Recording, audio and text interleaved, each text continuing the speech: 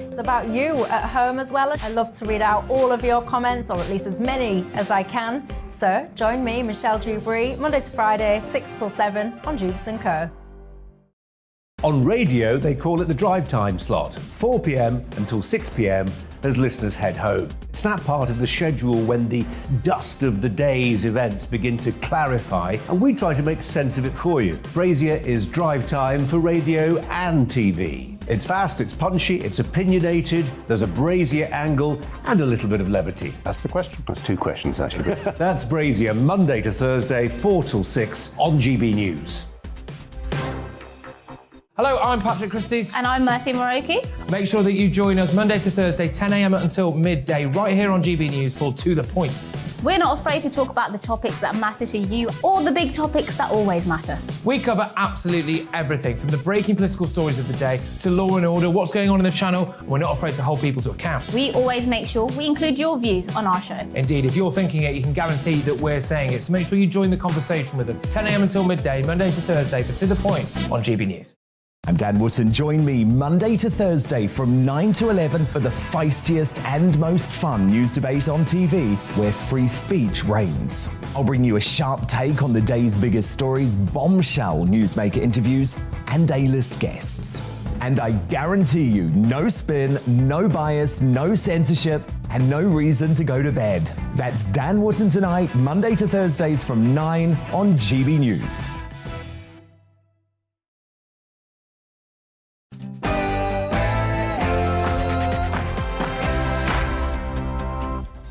And welcome to another edition of On the Money, where we're focused on the UK's cost of living crisis, helping you beat the squeeze.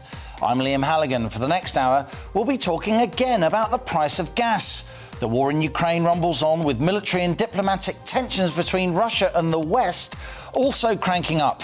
Moscow's cut off gas supplies to 2 EU members, sending wholesale gas prices spiralling. The first shot in a prolonged energy war? Plus, we'll be discussing broadband contracts, and major providers hiding the nasty conditions in the fine print. Again, discussing all that and more on The Money after the GB News headlines with Rhiannon Jones.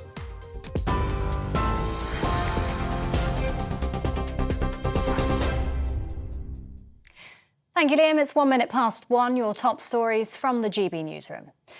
A man has appeared in court charged with the murders of 4 people in South East London. Our Home and Security Editor Mark White is at Westminster Magistrates Court for us. Mark, what can you tell us?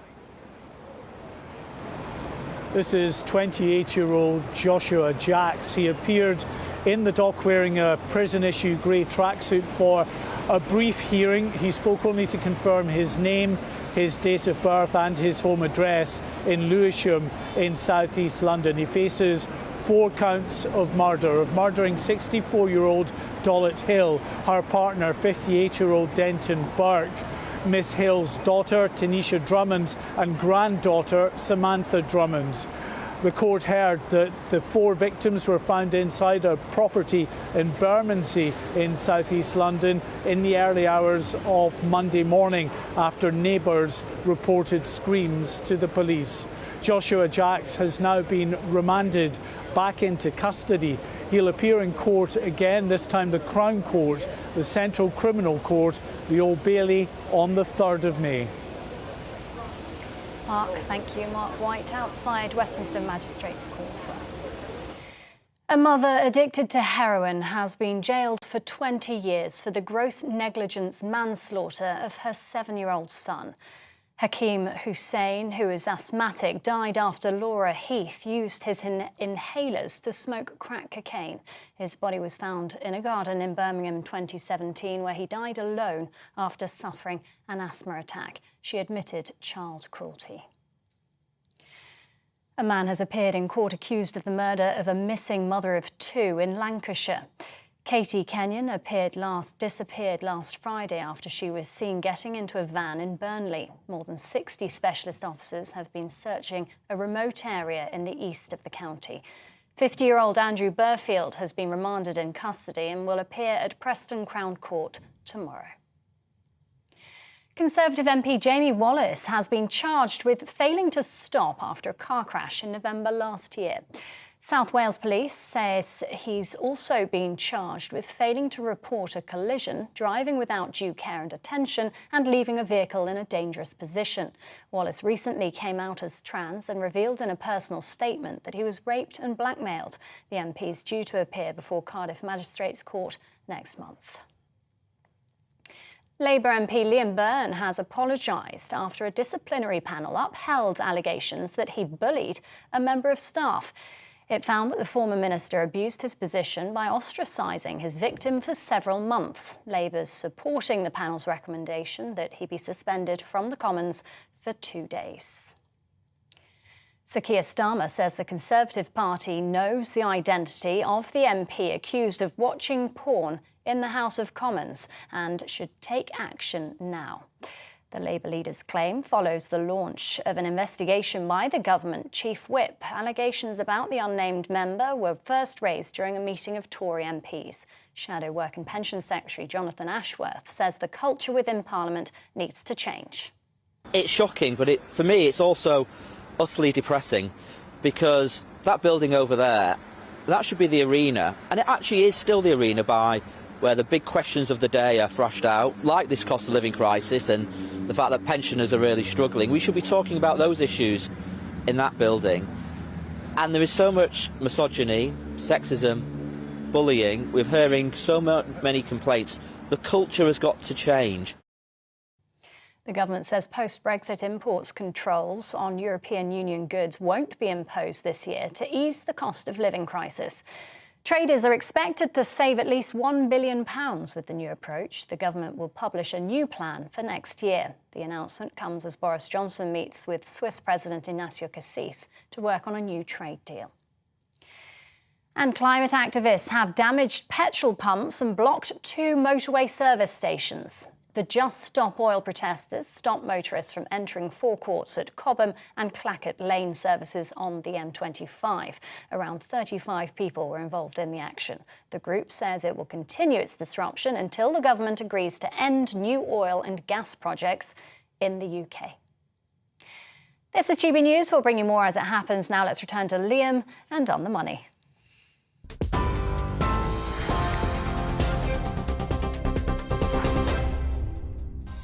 And coming up on the money today, Russia's hit back against Western sanctions by placing conditions on how EU nations pay for gas. Moscow's refusing to pump gas now to certain EU countries unless they pay in rubles. The first shot in a prolonged energy war. And what does that mean for gas prices and household utility bills? As ever here on The Money, we host a detailed discussion. Plus, major broadband providers are hiking their prices way above inflation mid-contract. We hear from one broadband company who say they're not following their rivals' footsteps, but are instead campaigning for our mobile bills to be less confusing. And car production continues to fall in the UK amid global supply chain shortages. It's down by 1/3 so far this year. Also, each day on The Money features an in-depth Money Talks interview. Well, today we're talking to James Keto. He's Vice President of Sales for Samsung, the man who believes that mobile devices are taking over from laptops. Recent data shows that 1 in 3 people only connect to the internet via a mobile phone. So if we think about that for a second, they don't connect via a computer or via a home broadband. Their primary connection portal into the internet and to obviously apps and services and everything else around the internet is through. Vice President of Sales for Samsung there, the South Korean technology giant. We'll be hearing from him later in the show. And as ever, I want your questions, opinions, ideas. What do you think of the issues raised in today's On the Money, and how do they impact you? Email me, gbviews@gbnews.uk, or tweet @gbnews. And stay with us, because this is GB News. I'm Liam Halligan, and you're On the Money.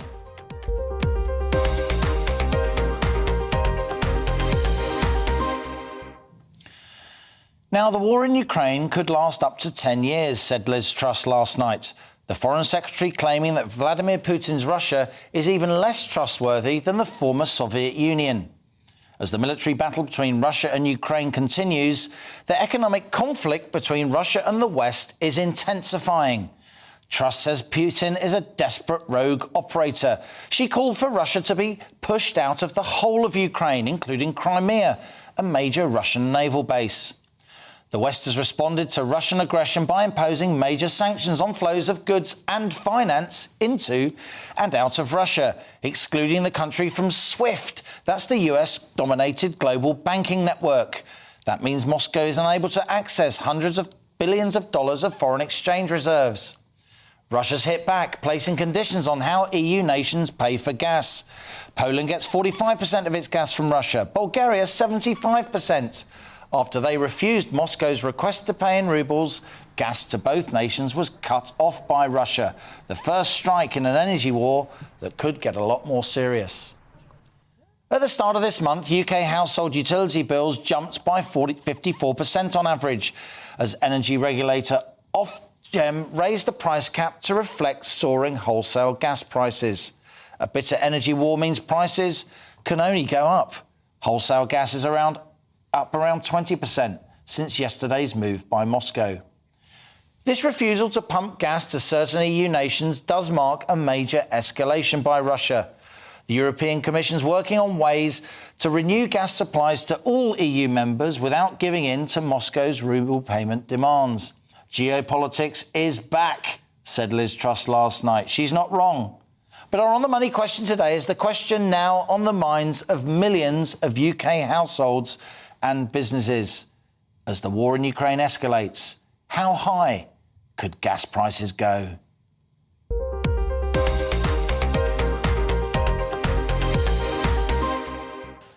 As ever here on The Money, grown-up conversations with people who really know their stuff. Joining me on the show now is Natasha Fielding.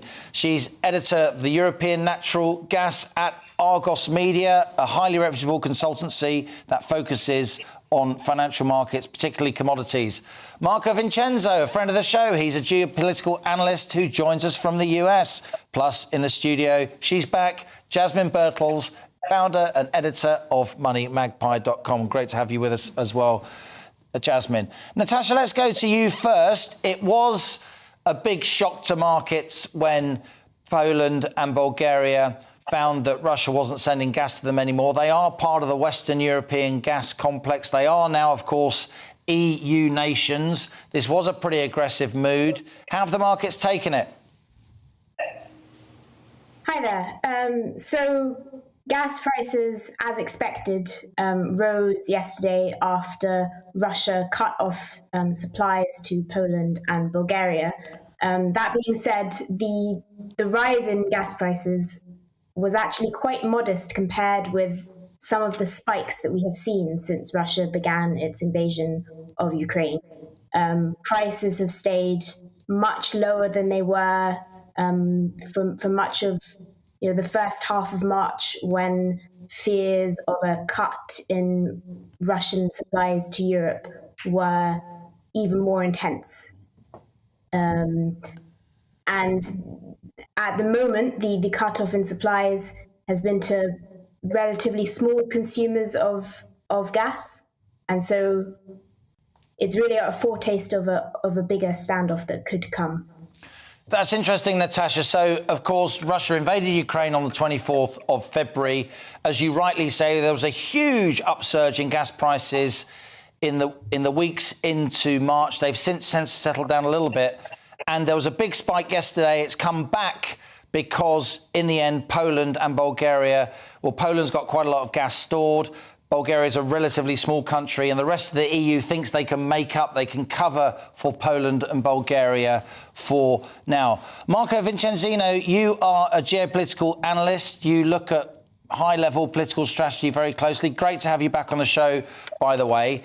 How did this go down in the States? Because as Natasha Fielding rightly said, even though Poland and Bulgaria are small countries, they are EU countries, and this may be the start of something bigger. Yes, I mean, it's basically, I think, with Poland and Bulgaria, it was a warning, a threat to the others that if you don't fall into line, you'll be suffering equal consequences. From a U.S. perspective, the energy element, particularly with Europe, is an important part of an overall equation that has to be taken into consideration, particularly if you want to keep unity amongst the Western allies and unity within the EU itself. So that's something that's definitely on the radar screen of American policymakers. You have countries, just Europe alone, the European Union, it being 40% reliant on natural gas from Russia. Germany alone receiving 55% of its natural gas from Russia. I mean, these numbers are enormous. They're massive.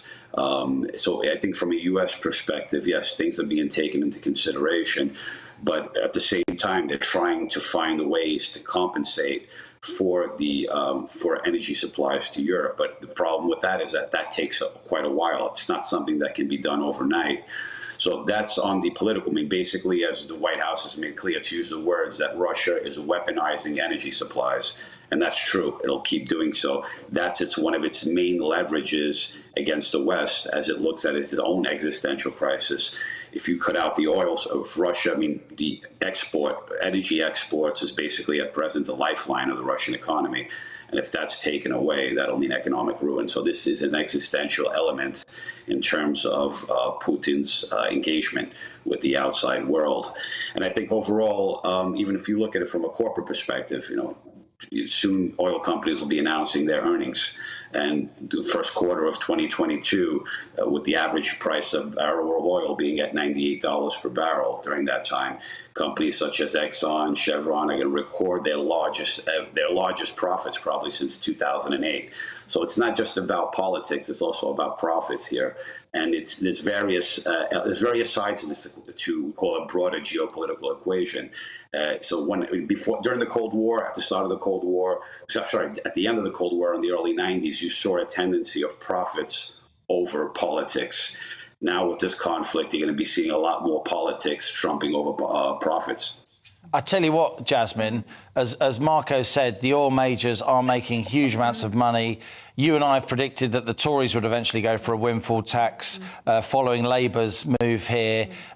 Rishi Sunak's just given an interview yesterday saying that he's not ruling that out. I think we could even see some kind of windfall tax in America, a far more kind of anti-tax society than we are. But let's talk a little bit about where prices could go. We know that prices for, obviously, gas is used to generate electricity. We still generate up to half of our electricity in this country from gas, though renewables and nuclear are also there. We saw a 54% rise, didn't we, at the beginning of this month in the average bill. Ofgem energy price cap went up. We know the energy price cap is going to be adjusted in October. It's adjusted every 6 months. I mean, that's based on wholesale prices. Wholesale prices are elevated. That 54% rise was decided before Russia invaded Ukraine. Exactly. And this is the thing that we've got to keep our eyes fixed on, that Ukraine is an extra. Prices were going up anyway. And as you say, I mean, it's entirely understandable that the government would want to impose a windfall tax. They're trying to get money back wherever they can. We do know that they're putting all sorts of things in place to create more energy in about 10 years' time. But, right now, what I'd like to see is VAT taken off, and in particular, the green levy. Yeah, 25% of your electricity bill.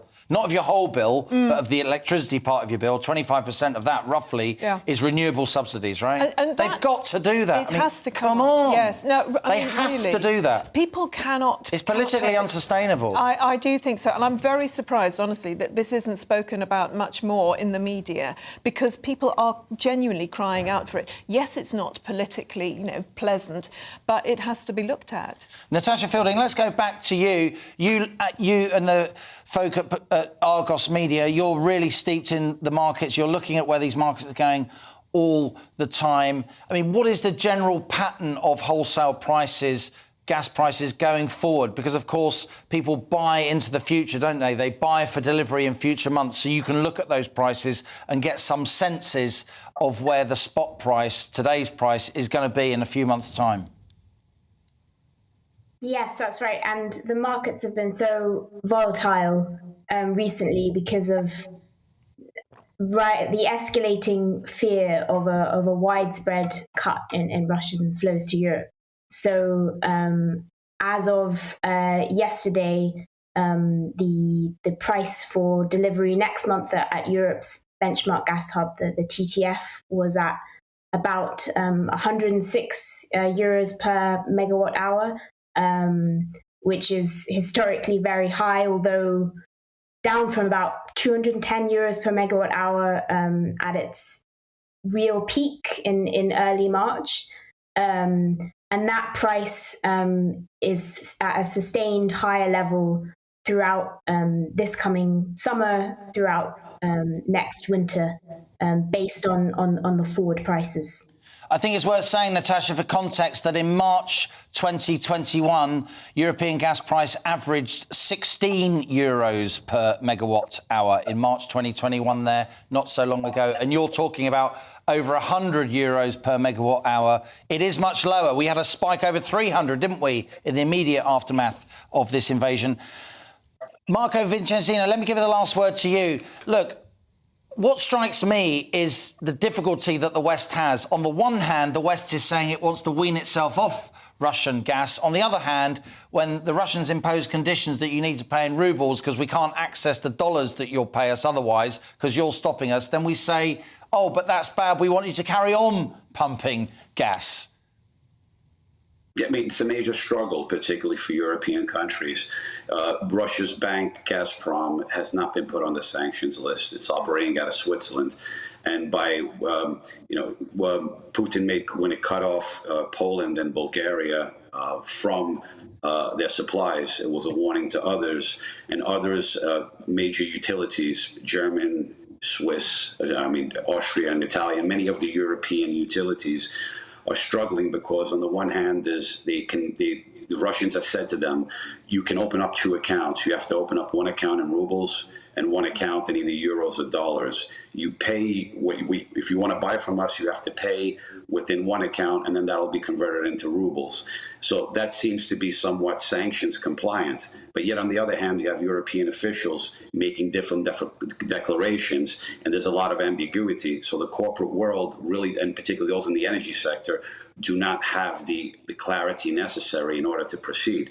So this is a major struggle. I mean, you have companies like OMV, Austrian utility companies, other German companies, heavily reliant on Russian supplies, but yet at the same time struggling to figure out how to make payments. Deadlines are arriving very soon. For example, the Italian company Eni, at the end of May, they're going to be having a deadline, and they haven't made clear whether or not they're going to be paying into that Gazprom account that'll be converted into rubles. And this really is where the economics and the geopolitics collide, isn't it? On the one hand, the corporations, they want the gas, the politicians want the gas. They don't want prices to escalate. On the other hand, they want to be seen to be imposing the sanctions to put pressure on Putin, to put pressure on the Kremlin. Yeah. Marco, we're out of time, I'm afraid. Marco, we will come back to you on this story in future days. You're always welcome in the studio whenever you're here in the UK. Thank you to Marcus Vincenzino. Thank you also to Natasha Fielding of Argos Media. She's the editor of European Natural Gas at Argos Media. Really grateful to both of you, and indeed to MissMoneyMagpie.com, who's staying with us. I'll get rid of her. This is On the Money with me, Liam Halligan. Thanks to my guests today. We will carry on that important discussion, the geopolitics of gas prices, how they impact you, whether you've got a gas bill for your home or your business. After the break, we're switching subjects because we're talking broadband. Why, in the midst of a cost of living crisis, are telecom giants hiking their prices? And your emails are flooding in thick and fast. We'll read some of those too, so stay with us. You're on the money.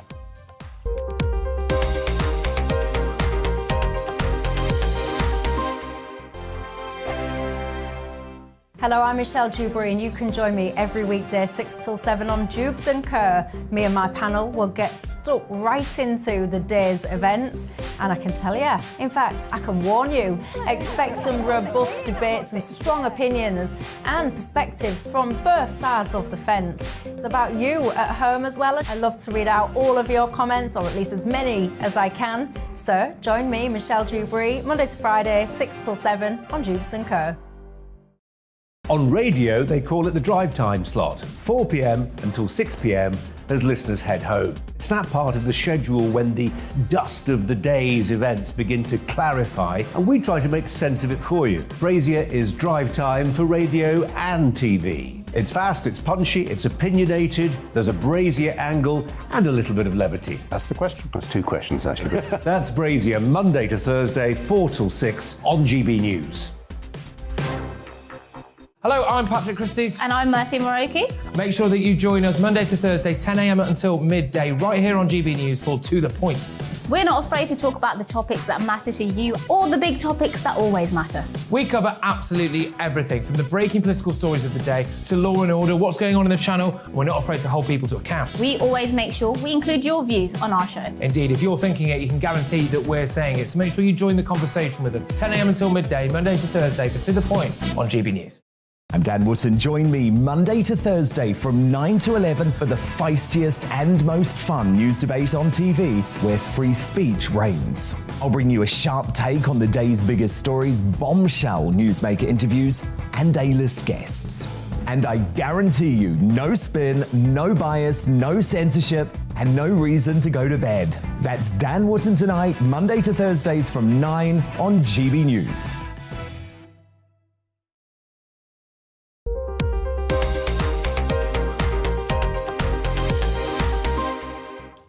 And welcome back. You're on the money.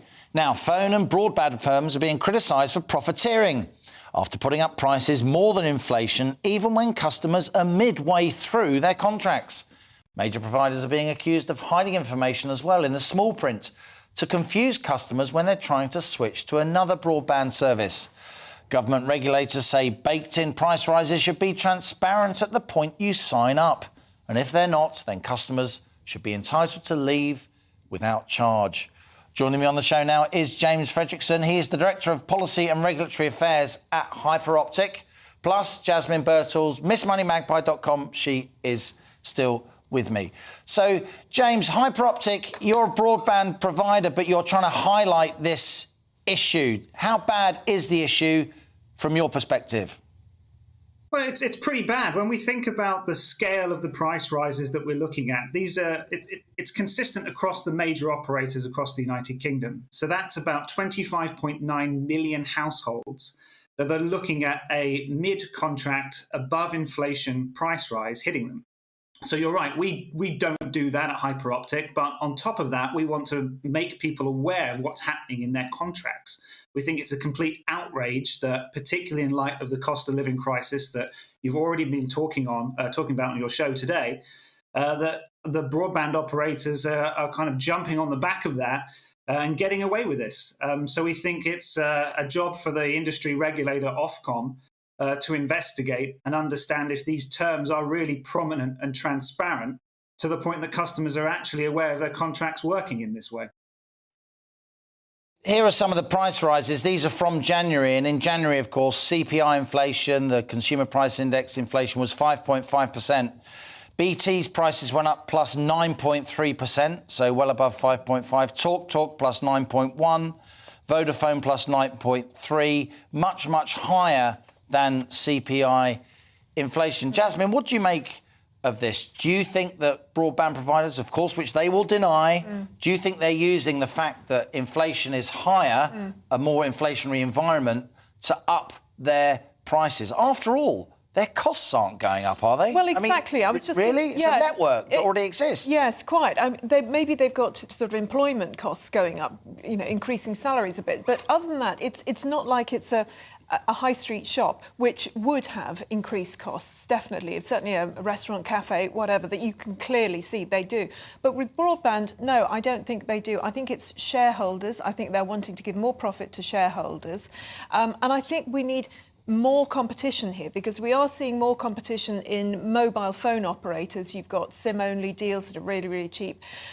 With the broadband providers, the best I can say is that you've got one or two that are offering special social tariffs for those on benefits. But that's the only thing that I can see, that I've heard of in recent months, that they've done right, if you like, certainly in terms of pricing. But we know people, a lot of people on benefits are struggling. Benefits went up 3.1% from April, whereas by April, the government was estimating 7.4% inflation for the year from April till April 2023. And a lot of people are struggling who aren't on benefits, who were comfortable before, but are getting whacked by the rising cost of living. James, just for fairness, could you tell me how much your prices went up? I read out some of the others. Not at all. No increase. No increase at all. And could you also tell me, I'm not a telecoms expert like you are, are costs going up for broadband providers? You know, if you run a restaurant, everyone can see the cost of food's going up. Everyone can see that the cost of electricity is going up to heat your restaurant, the cost of gas to cook the food. And so you can understand why the prices are going up in restaurants. If you're a broadband provider, is there any sense in which your costs are going up? Maybe wages are going up for the people you employ, but where could some justification come from for hiking prices if basically you're operating a fibre optic network? Well, the biggest cost for a fibre optic network is the delivery of the network when you first are rolling it out. So the civils work, the digging, the blowing the fibre through the tubing through the ground or across poles in the air, that is a one-off capital cost. So whilst that is a significant investment, that if you're building a network across the entirety of the United Kingdom, you're looking at many, many billions of pounds, it is a one-off cost. Now, some of the operators that you've listed, they use a BT Openreach's network. And Openreach will probably try to defend some of these price rises by pointing to the amount of investment that they're making in their network. But to point out that they are making big investments. They are making big investments. But that's my point, though. Most of the investments have been up front. They didn't have in their financial models that inflation's going to hit 7, 8, 9% or wherever it's going, did they? But the key piece there is that particular operator is regulated, and the regulator has already allowed them to make more money. It regulates their pricing, and it's letting them make more to pay for that investment. So they are already using that excuse in one area. I'm pretty skeptical about it being used again. They're already getting that benefit by saying that they're investing, and it's a one-off piece. I really don't think that justifies a mid-contract, above inflation price rise to the extent that we're seeing. And we are seeing it. You run moneymagpie.com. You have many readers, users. They get personal finance advice from you. It's what you do. Obviously, a lot of them are writing to you about gas and electricity bills. Is broadband featuring in their concerns? Well, I think that the thing is, what's happened, and I think possibly the broadband companies are using this, basically everything's going up. What we're hearing is everything is going up. People's council tax is going up. As you say, food is going up. Tax is going up. Everything is going up. So I think people are just thinking, oh, here's another one going up. And some are questioning it. Some are just going, well, you know, that's what's happening. But that's what happens in an inflationary environment. Everyone jumps on the bandwagon, even if their costs aren't rising in particular. Exactly. And I do think that this is the case with broadband, and I would like to see the regulator clamp down on it, because it's simply not reasonable. It's perfectly fine to make profit. That's the point of their existence. But to, really take the mic like this is not helpful at all. I would like to see the regulator coming in and actually saying, no, enough is enough. Well, thanks to James Fredrickson of Hyperoptic for joining us in that discussion. And Jasmine, you're staying with us. We should say that all the mobile phone companies that we've mentioned deny any accusation, any allegation of profiteering. They say their price rises are justified. A spokesman from BT has said price rises are never popular, but are sometimes a necessary part of business if we're to keep up with the rising costs we face and ensure we can continue to deliver a brilliant network experience as customers' usage of data grows month on month. And let's bring in Virgin Direct. They've said, while we recognise a price change is never welcome, with rising costs and customers using ever more data than ever, this price increase will fuel further investment in our network and services. We're committed to providing excellent overall value as well as extra perks such as priority. Thanks to all my guests today on that important discussion on broadband prices. We'll continue to keep an eye on them here on The Money. Coming up, today's Money Talks interview is with James Keto. He's Vice President of Sales for the South Korean technology giant Samsung. He gave an insight into our growing reliance on technology, especially during a pandemic. But we all leant towards technology. Whether we knew it at the time, we knew that technology was becoming an increasingly important factor in our lives to help us bridge some of those challenges that COVID threw at us.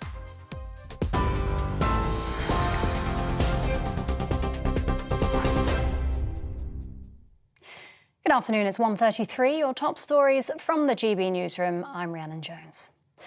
A mother addicted to heroin has been jailed for 20 years for the gross negligence manslaughter of her 7-year-old son.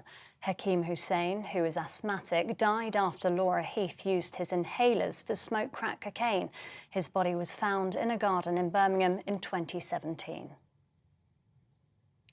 A man has been remanded in custody after appearing in court charged with the murders of 4 people in southeast London. Joshua Jacques is accused of killing 3 generations of the same family. 64-year-old NHS worker Delette Hill and her 59-year-old partner Denton Burke were stabbed in their home in Bermondsey on Monday. Her daughter Tanisha Foria-Kufo and granddaughter Samantha Drummonds were also attacked. Conservative MP Jamie Wallace has been charged with failing to stop and driving without due care after a car crash in November last year. Wallace recently came out as trans and revealed in a personal statement he was raped and blackmailed. The MP is due to appear before Cardiff Magistrates Court next month. The government says post-Brexit import controls on European Union goods won't be imposed this year to ease the cost of living crisis. Traders are expected to save at least £1 billion with the new approach. The announcement comes as Boris Johnson meets with Swiss President Ignacio Cassis to work on a new trade deal. TV online and DAB Plus radio, this is GB News. Stay with us on The Money with Liam. We'll be back in just a moment.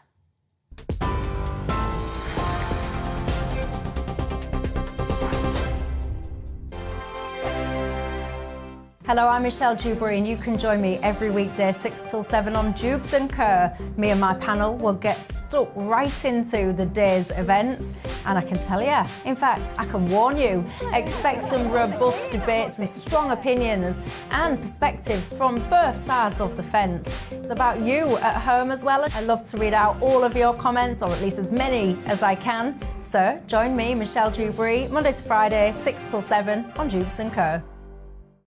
On radio, they call it the drive time slot, 4 p.m. until 6 p.m. as listeners head home. It's that part of the schedule when the dust of the day's events begin to clarify, and we try to make sense of it for you. Brazier is drive time for radio and TV. It's fast, it's punchy, it's opinionated, there's a Brazier angle and a little bit of levity. That's the question. That's 2 questions, actually. That's Brazier, Monday to Thursday, 4 till 6 on GB News. Hello, I'm Patrick Christie's. And I'm Mercy Moroki. Make sure that you join us Monday to Thursday, 10 a.m. until midday, right here on GB News for To The Point.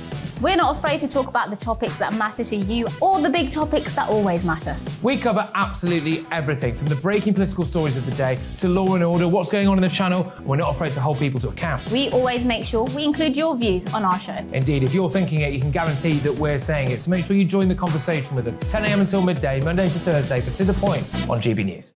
I'm Dan Wootton. Join me Monday to Thursday from 9 to 11 for the feistiest and most fun news debate on TV, where free speech reigns. I'll bring you a sharp take on the day's biggest stories, bombshell newsmaker interviews, and A-list guests. And I guarantee you, no spin, no bias, no censorship, and no reason to go to bed. That's Dan Wootton tonight, Monday to Thursdays from 9 on GB News.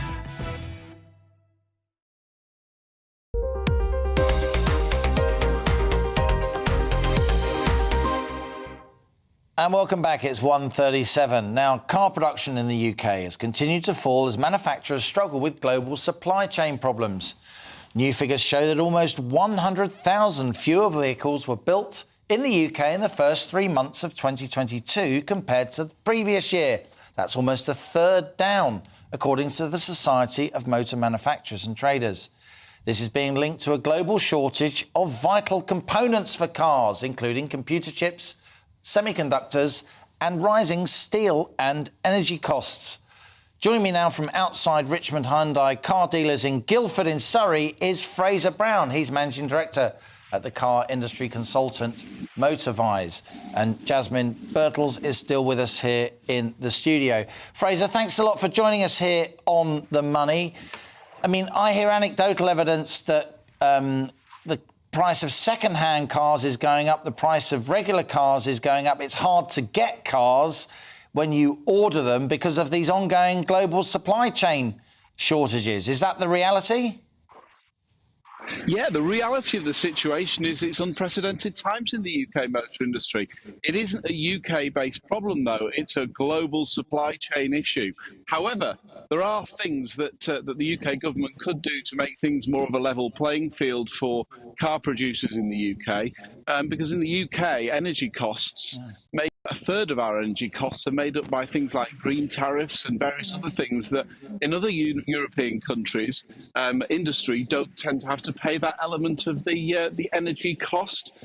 So there are things that the UK government could do, but let's be really clear. The challenges we have here are around the pandemic. Oh, we've just lost Fraser Brown's sound there for a moment. Fraser, if you can still hear me, hold your horses and we'll get that sound back. Jasmine, it's pretty incredible. A third down, car manufacturing. Yeah. We were meant to be in the middle of a post-lockdown bounce back. Understandably, during lockdown, of course, manufacturing continued in lots of cases. But it seems the world economy is really struggling to get back into gear. Shipping costs, steel costs, it's still lingering. Yeah, and what really isn't helping, I think, obviously, Ukraine crisis, because we get a lot of components or elements for components from that region. Also, Shanghai port being completely quiet. Because of COVID? Yeah, I mean, goodness knows what level of components are just sitting by the waterside, just waiting to come out. So what I'm saying to people on Money Magpie is hold on to your car. In fact, if you can find one, get one, keep it, because it's likely that it's going to be worth more than you bought it for. Complete reversal. I mean, how often have we heard throughout our lives, the moment you buy a new car, you drive it out of the showroom, it's cost you 10 grand already, because it immediately goes down because it isn't now a new shiny car, it's now a used car, even though it's only done 1 mile. And it's really hard even to get second-hand cars, let alone new ones. And certainly if you've got a posh car, I've got a friend who recently bought a year ago, bought a Tesla. It's now worth more than he bought it for originally. Again, it's because they're so hard to get hold of, these Tesla cars. And this is the thing. We are in a time of buying commodities, things that you can touch and feel and use. I think property prices are going to continue to go up for a bit, but car prices certainly are worth, you can see them as an investment now. And we've got to think of the economic implications of this as well, don't we? If car production is a third down, tens of thousands of people are still employed in the British car industry. They're often working for foreign companies, but they're still employed here. Birmingham, the North East, these are still made in Wales. Lots and lots of cars, lots and lots of skilled blue-collar jobs, if you like. Lots of jobs that are often the mainstay of the town in which that factory is, that drive the local economy. You've got lots of jobs linked to those car-making jobs. If firms can't get hold of the components, they're going to have to start laying people off, putting production on a go slow. Well, they are, absolutely. I mean, essentially, as Fraser said, it's a global situation, and globally, politically, we need to get things moving again. Of course, the standoff with the Russia-Ukraine crisis is really not helping. Similarly, China just closing everything down. We need to get things moving. Fraser Brown, let's go back to you. What's the future going to be then? And what would you advise people who are thinking of buying a new car? What would you advise people with a second-hand car that's still quite shiny and new? Should they be holding on to it? Well, right now, I believe if you're interested in changing your car, or let's think about those people that have got a PCP, where that means they've got a point in time where they've got to get out of their car, or they've got a lease coming to an end. You need to be moving quickly to get out into car dealerships to place an order, because it could take between 3 and 12 months to get your new car. So for consumers that have an endpoint on their current car, if you walk into a dealership now, many dealers will not engage with you if you need to change your car in the next 6 or 8 weeks, because they can't get one.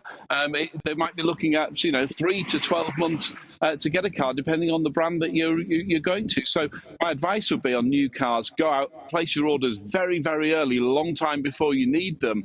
And the great news is used cars are becoming better value again.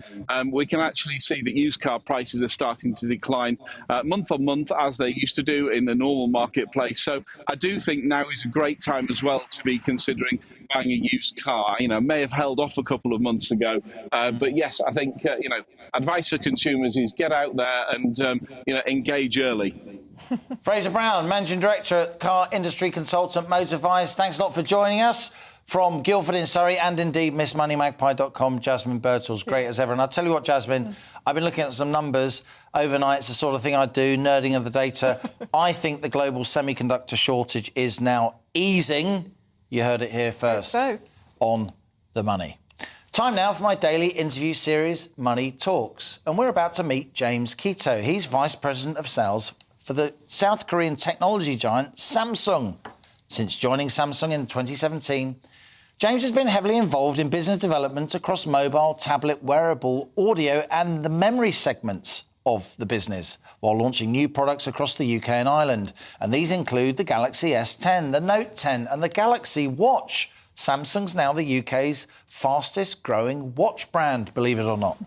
In this wide-ranging Money Talks interview, we discuss where mobile technology is heading and Samsung's future strategy. And here he is, James Keto, Vice President of Sales for Samsung, my latest guest on Money Talks.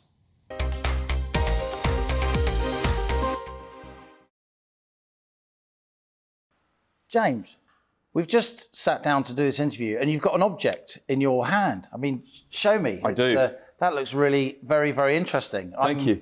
I'm a bear of little brain. I've not seen one of those before up close. This is the Samsung Galaxy Flip 3. And as you can see, it flips open. And one of our two new folding devices that we brought to market over the course of the last couple of years, but these ones we brought to market just end of last year. As you see, you can fold this device to make it an incredibly small, compact form factor. But when you open it up, it is a full-fat smartphone on the inside. You know, all the screen real estate you'd expect. So yeah, it's just an example of the types of things that Samsung is doing to bring innovation to market and to meet consumer demand. Because mobile phones, they are getting quite big, aren't they? They're getting a bit lumpy and chunky in the pocket of a jacket or in your handbag or so on. But that's much smaller, yet you can open it up and watch a film on a wider screen, or maybe take part in a conference call. You could, yeah. I mean, of course, you've actually got a little screen on the front, so you've got all the notifications coming through to you before you open it up. You're absolutely right. It's incredibly compact. Back of your jeans pocket, in a small clutch bag. And also the screen is protected, of course, when it's closed. You know, so one of those classic issues we seem to have in the industry is around broken screens. Well, this screen is protected when you're not using it. But you're right, when the screen's open, you can consume a movie when you hold it that way. You can prop it up on a table, bent half open, and of course the front camera so it acts like a laptop. Yeah, a mini laptop. You've got a selfie camera pointing straight at you, great for video calls, and of course we've all learned how to use video calls in the last couple of years. Crikey, don't tell me. So tell us about your journey in mobile phones. I think you first owned a mobile phone in the early 90s. It must have been the size of a shoebox. It was quite big, yeah. I think I was one of the... I've been a tech enthusiast all my life, and I think my first phone, it'll age me, was in 1997. In fact, no, 1993, excuse me, and I've had the same phone number ever since. One of the first kids at school to have a phone, and of course that was much excitement. And was it a Nokia? It was a Nokia. Did it go diddle-oo, diddle-oo, It did, and it had an almighty aerial that was permanently sticking out the top of it. It was pretty sizable. Everyone under 30 is thinking, what's that bloke going on about? But we know, don't we? Because that was the ringtone. We were there. And no one knew how to change the ringtone, though you could. It didn't even have Snake on it at the time. But look, I was one of a few who kind of really got into tech at an early age. I was obsessed by mobile technology, actually. And it really shaped kind of who I was in the early days. But I went to university. I got a degree, and then I moved out of that to London. I came and I ended up working in consultancy, in and around technology, but also in and around a whole raft of different companies, as you do in consulting.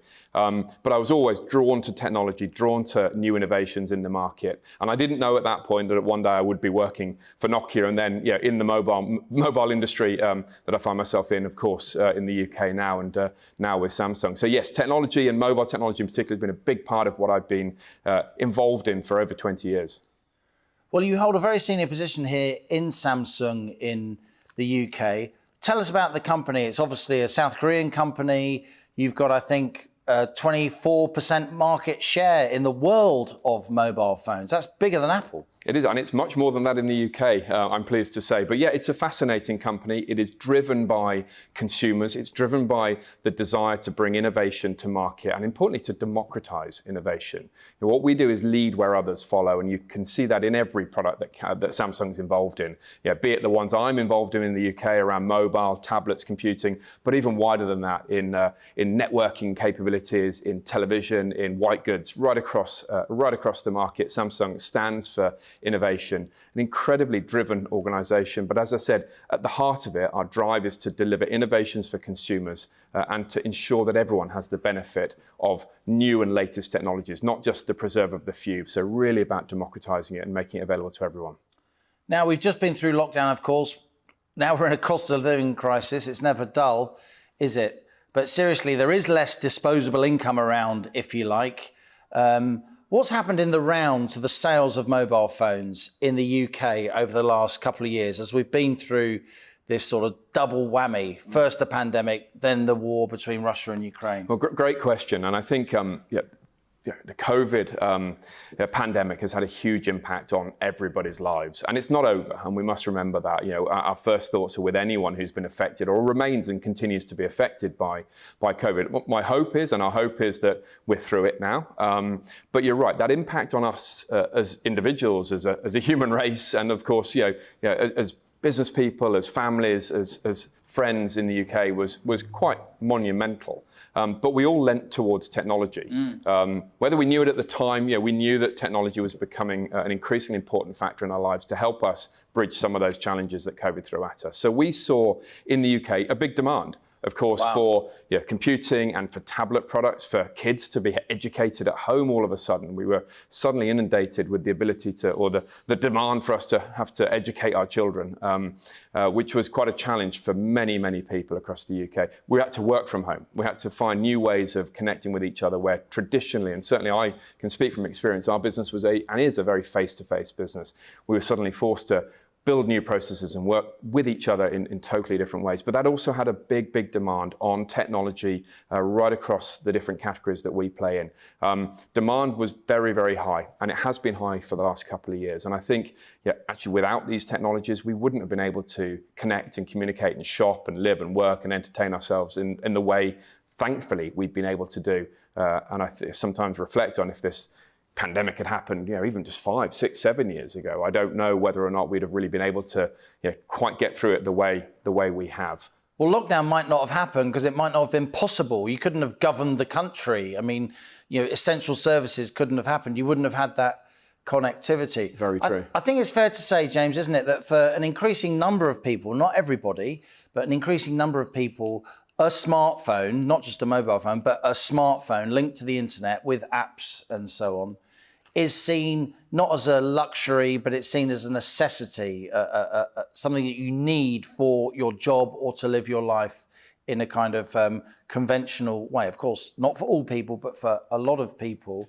Does that mean that as this cost of living squeeze gets tighter, you'd expect people, yes, to buy phones, but maybe not to upgrade, maybe not to go for the flashiest specification, maybe not to see a phone as a luxury good, as a piece of bling or a piece of fashion? Of course, there'll be high-end people that are always going to want the best, the ritziest, the flashiest. But do you think what I said before is true across part of the population? Well, I think it's a really interesting question. And actually, recent data shows that 1 in 3 people only connect to the internet via a mobile phone. So if we think about that for a second, they don't connect via a computer or via a home broadband. Their primary connection portal into the internet and to obviously apps and services and everything else around the internet is through a mobile device. And that's quite a fascinating fact in itself.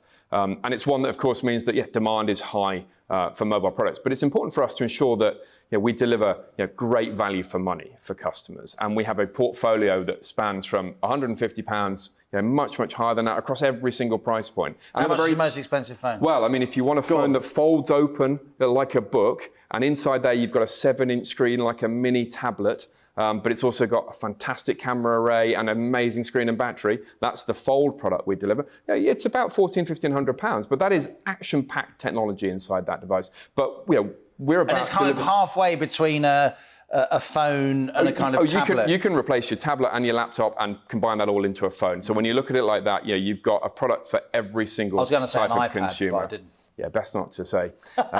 But for tablets, yeah, you can replace a tablet in a product like that and really deliver amazing mobility. But I think you raise a really interesting point. We have a portfolio right across the spectrum for all of our consumers at every price point. But we're also super focused on affordability. So when customers are coming back into market, ensuring that they can trade in their old devices, giving them an opportunity to get value back for the device. And we've all, I'm sure, got a drawer at home full of old devices that we don't use anymore. Actually extracting value from those products is a really, really important part of what we do and support the market in doing. That gives you value back for a product you're not using. It means that that product can get recycled and reutilized, either to extract the important materials that are inside that device or to get more value from that and put it back into the secondary market and sold as a second-hand phone or passed down. We need to ensure that these technology products that we are all using day to day are being reused and ensuring we get maximum value out of those products. But trading in is a really core vehicle to ensure that we can make these products affordable. In terms of ownership cycles, consumers on average own their their mobile phone for about 31 months is the industry data. Less than 3 years. So certainly less than 3 years. And that trend is kind of hovering around that period. And that reflects the fact that, our industry and the technology in our products continues to move at pace. But it's very, very apparent to us, we have to ensure that we're bringing you, the latest and greatest innovations and features to ensure that you want to upgrade, and we're giving you a reason to upgrade because there's real value can be had there. Again, think back to the pandemic, the types of things you can now do on a phone, connecting with friends, working genuinely remotely from anywhere with 5G connectivity is something that wasn't possible 3 years ago. Now, we brought 5G products to market before anybody else, and we've democratized 5G across our entire portfolio. And that's very different to many of our other competitors who still will preserve that to their much higher end products. And we're about ensuring that you can have access to the right technology at the right price point to meet your needs. James Keeter of Samsung, thanks a lot for appearing on Money Talks. Thank you very much. And that was James Keeter. You can listen to the full 25-minute version of that encounter now on my Money Talks podcast, on the GB News YouTube channel, or via the GB News app. That's all we've got time for today. We'll read out more of your emails tomorrow. I do apologise, we're squeezed for time, but thanks for joining me. I will be back on Friday, 1 p.m, continuing to focus on the cost of living crisis and helping you to beat the squeeze. This is GB News. I'm Liam Halligan, and that was On the Money. Hello, Alex Deakin here with your latest weather update. Another dry day for the vast majority today. Not particularly sunny. There is quite a lot of cloud around, but many places bright and fine. The thickest cloud across eastern England and northern Scotland. High pressure is sitting right across the UK and will bring the vast majority another dry day. But the cloud is thick in places, particularly over northern Scotland, where we could just have 1 or 2 showers. And it's quite a grey day for much of Yorkshire, down into the Midlands and East Anglia. It'll take a while before that cloud starts to break up. Elsewhere, we've got quite a lot of cloud, but there's still some brightness coming through, some hazy sunshine for Wales, southern parts of England, the far north of England, southern Scotland. And if we do get some brightness, temperatures 15, 16, maybe 17, possibly 18 across the south, but feeling quite cold where that cloud persists over eastern England and northern Scotland. Still 1 or 2 showers to come across the Northern Isles through this evening, but they should tend to fade. And for most, it's going to be a dry night, a very small chance of a shower across the southeast. Clear skies for many, and temperatures will again be dropping well down into single figures. In rural spots over Northern Ireland, Northern England, again, we could be a couple of degrees below freezing to start Friday. So another chilly start and another fairly cloudy day over parts of eastern England, Lincolnshire and East Anglia in particular, but also across the southeast. Elsewhere, again, many places looking dry and bright with perhaps a bit more sunshine, but the cloud thickening up at times during the day over eastern Scotland, and we could just see 1 or 2 showers here during tomorrow. Again, temperatures responding to a bit of sunshine up to the mid or even high teens in places, feeling fairly pleasant after a chilly start. But again, parts of the east coast, especially where it stays glum, will be on the fresh side, to say the least. And temperature dropping away on Friday night, leading to a chilly start to the weekend. Bank holiday weekend as well. There will be some rain working into Scotland and Northern Ireland on Saturday. A few more showers around on Sunday, and generally staying on the cool side. Join me, Nana Akweer, on Fridays, Saturdays and Sunday afternoons here on GB News. Expect fiery debate and passionate discussion as my panel and I take on some of the top stories hitting the headlines. You can look up the statistics. No, you look it up. I hug everyone. We learn from it and try and move on. That's it. Opinion is at the heart of the show. It's a place for open and frank conversation, but without the fear of cancellation. So join me here on GB News on Friday, Saturday and Sunday afternoons between 4 and 6 p.m.